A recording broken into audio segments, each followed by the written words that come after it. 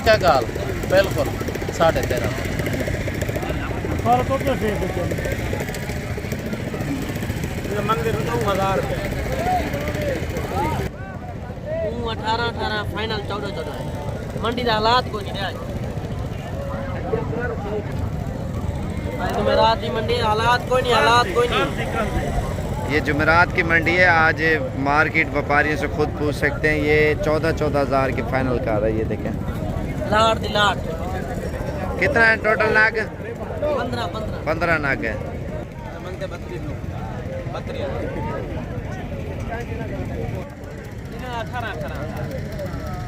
final 13 ये 6 piece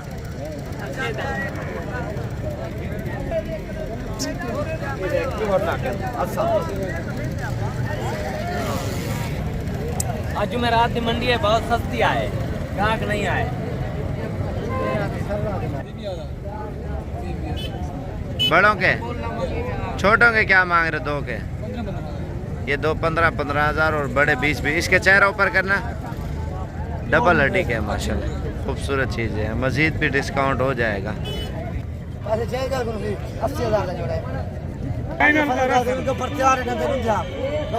final मांग final 70,000